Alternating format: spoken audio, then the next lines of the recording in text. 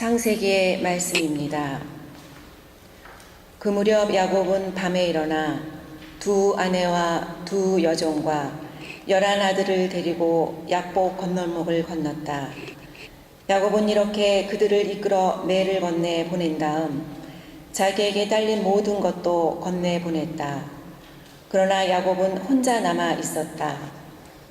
그런데 어떤 사람이 나타나 동이 들 때까지 야곱과 씨름을 하였다.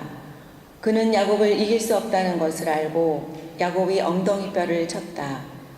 그래서 야곱은 그와 씨름을 하다 엉덩이뼈를 다치게 되었다.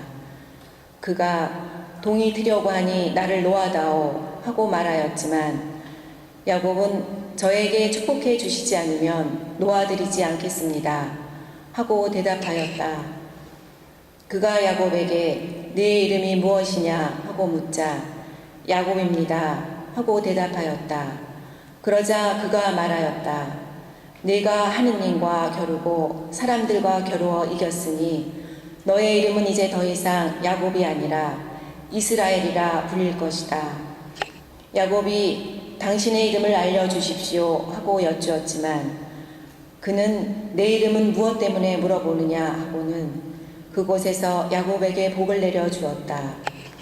야곱은 내가 서로 얼굴을 맞대고 하느님을 배웠는데도 내 목숨을 건졌구나 하면서 그곳의 이름을 푸니엘이라 하였다. 야곱이 푸니엘을 지날 때 해가 그의 위로 떠올랐다. 그는 엉덩이뼈 때문에 절룩거렸다. 그래서 이스라엘 자손들은 오늘날까지도 짐승의 엉덩이 뼈에 있는 허벅지 힘줄을 먹지 않는다. 그분께서 야곱이 허벅지 힘줄이 있는 엉덩이 뼈를 치셨기 때문이다. 주님의 말씀입니다.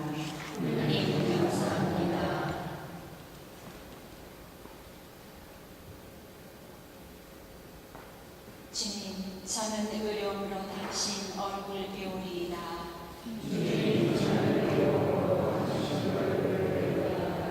주님, 의료운 사연을 들어주소서. 제 부르짖음을 기억여 들으소서.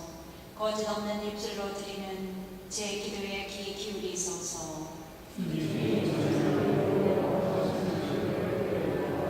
당신 앞에서 제에게 승소 판결 내리소서. 당신 눈으로 올바름을 보아주소서. 제 마음도 보시고 방증에도 캐보시며 저를 닮으셔도 부정을 찾지 못하시리이다. 하나님, 당신이 응답해 주시니 제가 당신께 부르짖나이다. 귀 기울여 제 말씀 들어주소서. 놀라우신 당신 사회를 베푸소서. 당신 오른쪽으로 피신하는 이들을 적에게서 구해 주소서. 당신 눈동자처럼 저를 보아소서. 당신 날개 그늘에 저를 숨겨주소서. 저는 의로움으로 당신 얼굴 배우고 깨어날 때 당신 모습에 부족하리이다.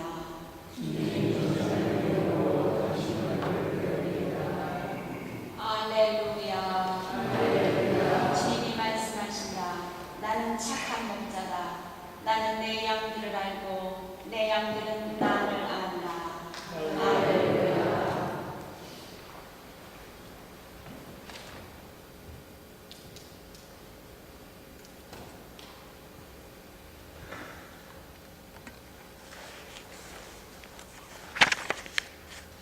주님께서 여러분과 함께 마태오가 전한 거룩한 복음입니다.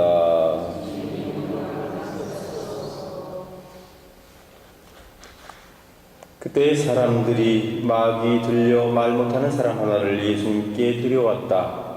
마귀가 쫓겨나자 말 못하는 이가 말을 하였다.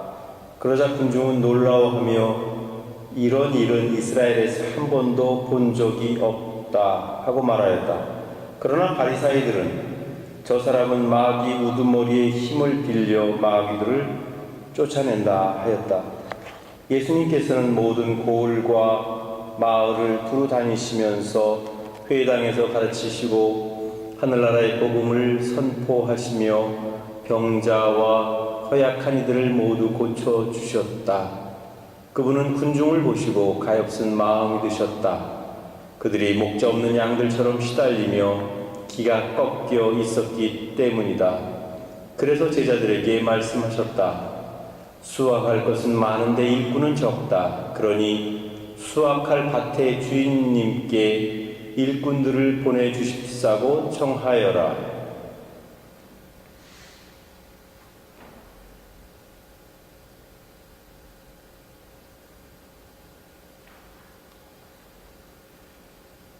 주님의 말씀입니다.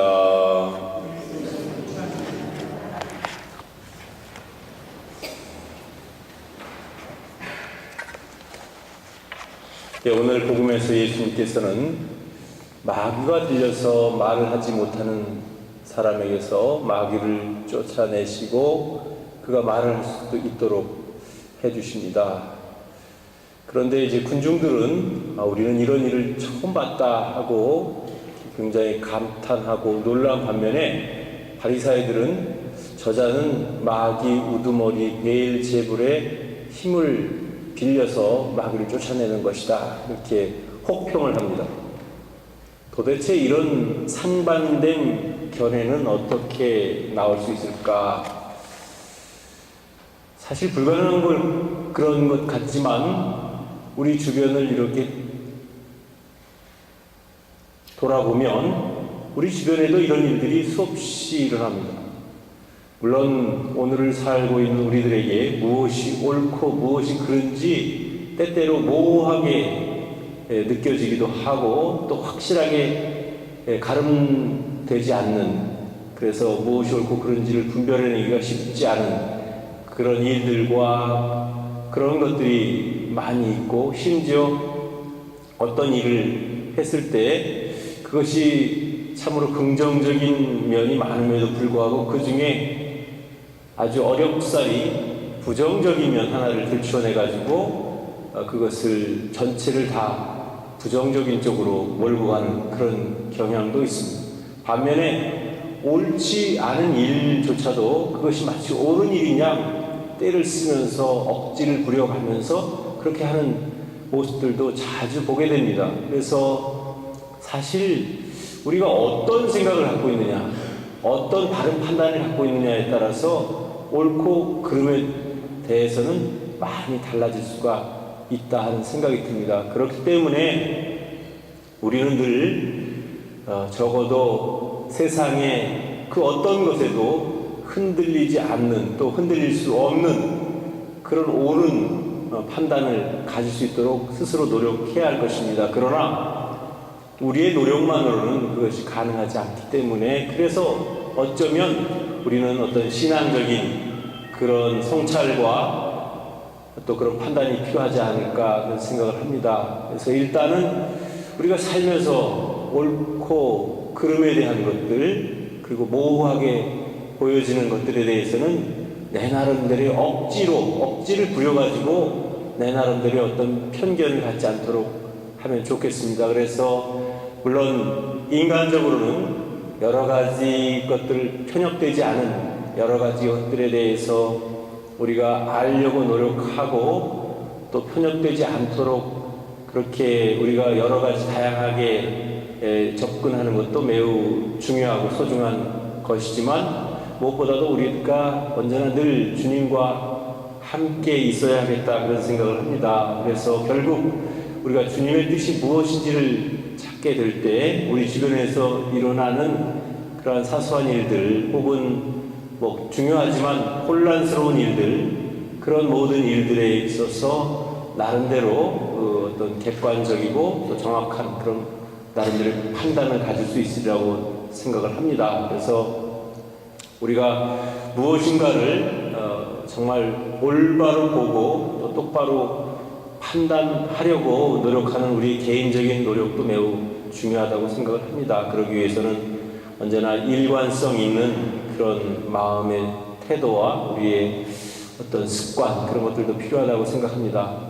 한편으로 보면 또 우리가 신앙생활 하면서, 아니 신앙생활이라고 굳이 이야기하지 않더라도 우리가 살아가면서 쓸데없이 입으로 짓는 그런 잘못과 그런 죄에 대해서 한번 우리가 생각해 보면 좋을 것 같습니다. 사실 어느 누구도 이것으로부터 자유로울 수 있는 사람은 아마 없을 겁니다. 그것은 저를 포함해서 여러분들 모두 다 마찬가지로. 그래서 많은 경우에 우리가 올바로 보고 올바로 생각하고 올바로 말할 수 있는 것이야말로 참 현명하고 지혜로운 것이 아닐까 그런 생각을 합니다. 그럼에도 불구하고 우리는 자주 남에 대해서 험담하고 또 잘 알아보지도 않고 자기의 편견을 마치 그런 양 그렇게 속담해가지고 말로 발설함으로써 그 피해가 상대방에게도 가지만 또 동시에 그것이 알게 모르게 나에게도 미치게 된다는 사실을 우리가 기억했으면 좋겠습니다. 그래서 오늘 바리사이들이 한 그러한 이기적이고 또 온통 편견에 사로잡힌 그런 판단과 그런 발언들이 잘못된 것이라는 사실을 우리가 기억하면서 혹시 우리도 바리사이와 같이 그렇게 나름대로의 독단과 편협한 생각 때문에 어떤 사람에 대해서나 어떤 사건이나 어떤 일에 대해서 우리가 혹시 너무 편협된 생각과 그릇된 생각과 또 잘못된 말을 이렇게 발설한 적은 없는지 그런 점들을 한번 생각해 보면서 온전히 그런 것들을 없앨 수는 없겠지만 적어도 그런 것들을 줄여나갈 수 있는 것, 그것이 바로 신앙적으로 성숙하는 것이고 인격적으로 또 인간적으로도 성숙할 수 있는 길이라는 사실을 우리가 꼭 기억했으면 좋겠습니다. 특별히 오늘날에 많이 문제가 되는 것은 어떤 대인관계에서 오는 어려움인 것 같습니다. 과거에 비해서 과거에는 참 많은 사람들이 상대방에 대해서 그래도 굉장히 관대하고 또 상대방의 실수조차도 너그럽게 봐줄 수 있는 여유와 또 그런 마음의 너그러움을 갖고 있었는데 요즘은 너무 각박하게 살아가다 보니까 그 각박한 사회 현실 속에서 우리도 모르는 사이에 너무 이기적이고 또 편협된 그런 성향을 가지게 돼서 남의 잘못이나 실수를 잘 이렇게 포용하고 받아들일 수 있는 그런 마음들이 없는 것 같습니다. 그래서 그러다 보니까 점점 더 우리가 대인관계에서 점점 어려움을 더 겪게 되는 것 같습니다. 적어도 우리 신앙인들만큼이라도 예수님의 마음을 닮아서 또 예수님께서 우리에게 원하시는 삶이 되도록 언제나 넓은 마음과 너그러운 마음으로 살아갈 수 있었으면 좋겠습니다.